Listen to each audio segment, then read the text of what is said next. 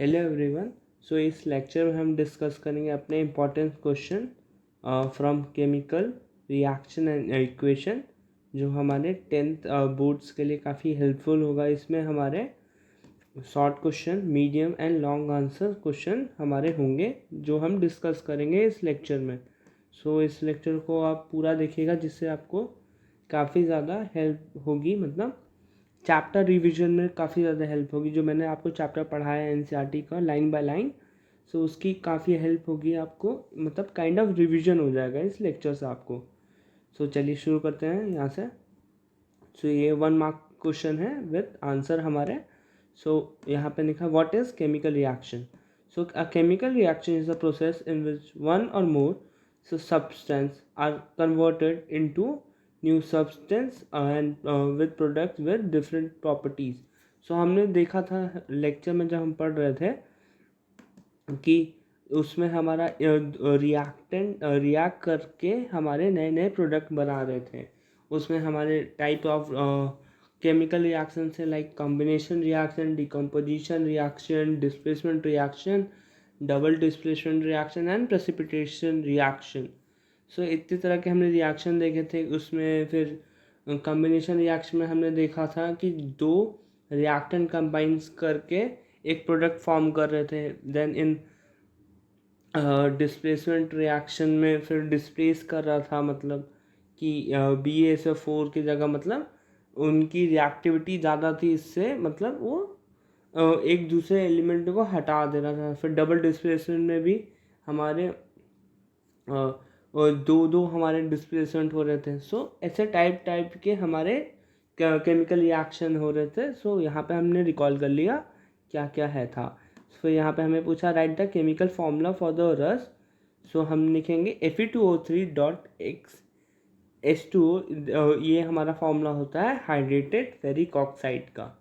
सो ये भी आप ये याद रखिएगा। Why is respiration considered an exothermic reaction. ये काफ़ी इंपॉर्टेंट क्वेश्चन है और ये आपके एनसीईआरटी में भी दिया हुआ है कि क्यों हमारा रेस्पिरेशन एक एक्सोथर्मिक रिएक्शन कहलाता है। मतलब क्योंकि जब हम एनर्जी खाने की फॉर्म में हम लेते हैं, देन हमारा जो खाना होता है then releases energy in the form of heat during the break down of glucose.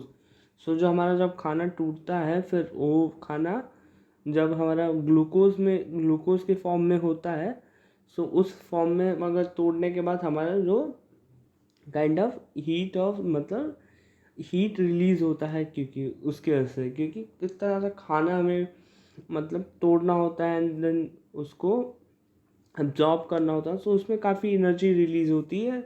सो उसी की बात कर रहे हैं, क्योंकि देखो यहाँ पे फिर से मैं बता दे रहा हूँ, आपको अगर कन्फ्यूजन हो रहा है तो because it releases energy in the form of heat during the break down of glucose. जब हम ग्लूकोज मतलब जो खाना हम तोड़ के फिर उन ग्लूकोज की फॉर्म में हम अपनी बॉडी में मतलब इनटेक करते हैं और फिर अब्जॉर्प्शन होता है, तो उसमें हमारी काफ़ी ज़्यादा एनर्जी मतलब लगती है, और तो उस एनर्जी को हमारी बॉडी एक हीट के फॉर्म में रिलीज़ करती है। तो फिर हमारा अगला क्वेश्चन है what type of chemical reaction occurs when silver chloride is expose to sunlight. So ये हमारा एक फोटोग्राफिक में भी काफ़ी यूज़ होता है। ये डिकम्पोजिशन रिएक्शन का एक एग्जांपल है।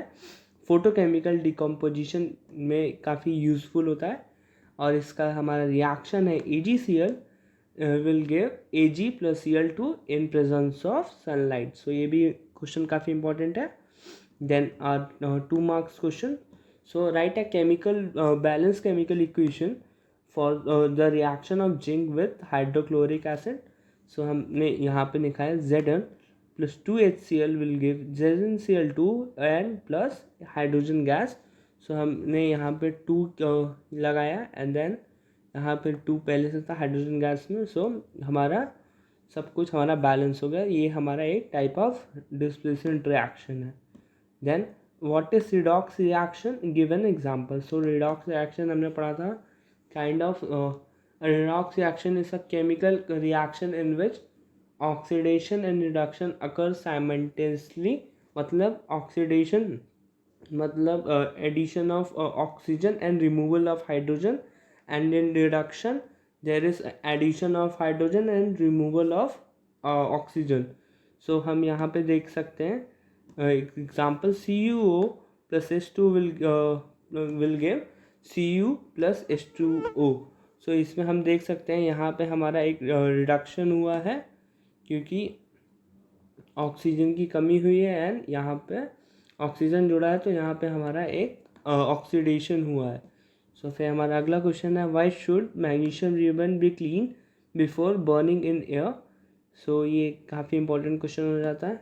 To remove the layer of basic magnesium carbonate MgCO3 that forms on its surface which prevents it from the burning. So वो जलने नहीं देता मतलब. सो हमें काइंड ऑफ क्लीन कर देना चाहिए to remove the layer of basic magnesium carbonate का एक लेयर होता है MgCO3 का जो फॉर्म हो जाता है लेयर पे, उससे हमें हटा देना है, मतलब प्रिवेंट करना है फ्रॉम बर्निंग, जिससे हमारी बर्निंग सही हो एंड हम सही से अपनी जो भी लैब एक्टिविटी है सही से कर पाएँ.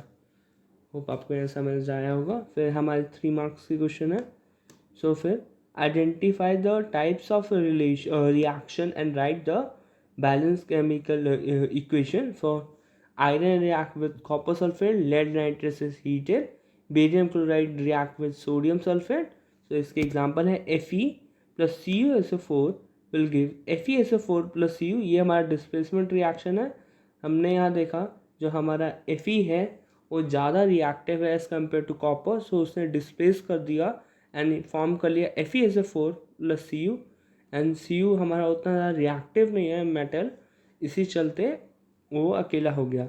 फिर हमारा अगला है 2PbNO3 whole twice will give 2PbO plus 4NO2 plus O2.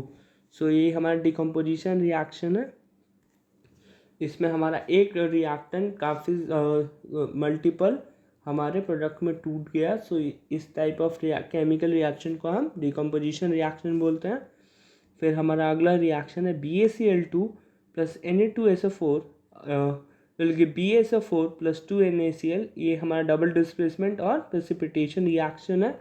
इसमें हमने देखा BaSO4 जो हमारा यहाँ पे BaSO4 यहाँ पे चेंज हो गया, मतलब डिस्प्लेस हो गया, एंड यहाँ पे NaCl मतलब Cl यहाँ से BaCl से NaCl बन गया. सो यहाँ पे हमारे दो एलिमेंट हमारे डिस्प्लेस हुए हैं. इस चलते इस टाइप ऑफ केमिकल रिएक्शन को हम डबल डिस्प्लेसमेंट रिएक्शन बोलते हैं और प्रेसिपिटेशन रिएक्शन. सो फिर हमारा अगला क्वेश्चन है what is rancidity, how can it be prevented. So rancidity हमने पढ़ा था. Rancidity is the oxidation of fats and oil when expose to air. So हमने देखा था रैंसिडिटी वो चीज़ होती है जब हम अपना खाना ऐसे खुले में छोड़ देते हैं एक्सपोज टू एयर.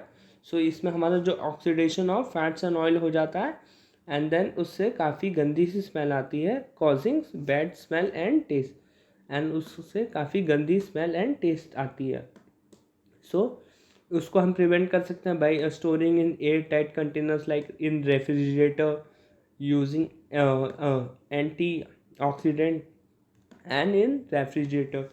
इसको हम भाई जो हमारे चिप्स वाले भैया वो जो मैन्युफैक्चर करते हैं उसमें हम नाइट्रोजन भर देते हैं, नाइट्रोजन, सो दैट हम काफ़ी दिनों तक हम यूज़ कर सकें उससे हमारा जो खाना होगा जो लाइक चिप्स वो काफ़ी दिन तक हम यूज़ कर सकते हैं, वो जल्दी ख़राब नहीं होगा.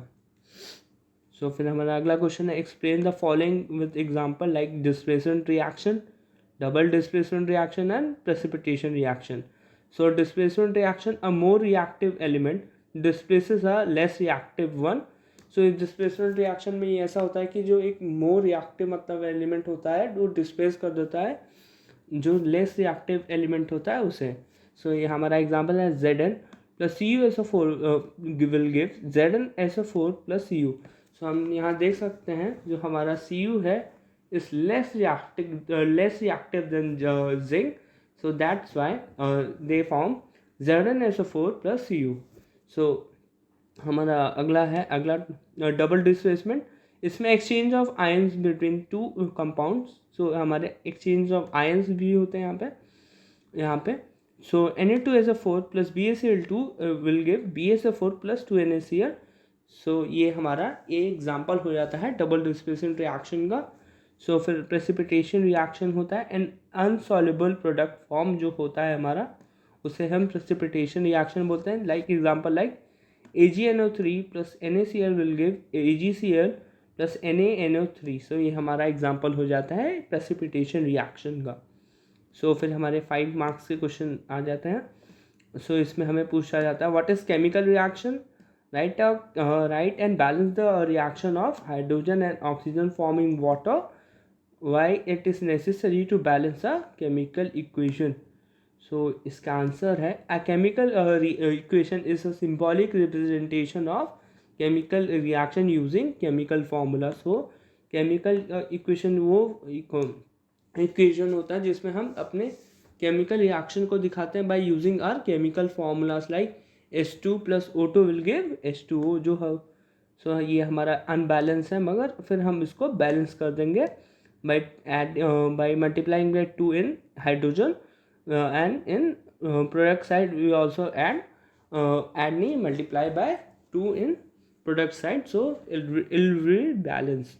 सो ये हमारा बैलेंस हो गया. देन हमारा थर्ड आंसर है it is necessary to balance the chemical equation to obey the law of conservation of mass. So जैसे हमारे कंजर्वेशन ऑफ मास में कहा जाता है matter can not be created and in a chemical reaction not be destroyed. So ये हमें पता है प्रीवियस क्लासेस से कि मैटर हमारा ना ही क्रिएट किया जा सकता है ना ही डिस्ट्रॉय किया जा सकता है इन अ केमिकल रिएक्शन. सो फिर हमारा एक कुछ बैलेंस करने के कुछ और क्वेश्चन है. सो ये हमारा Na plus H2O will give NaOH plus H2. Fe plus H2O will give Fe3 plus O4 plus H2.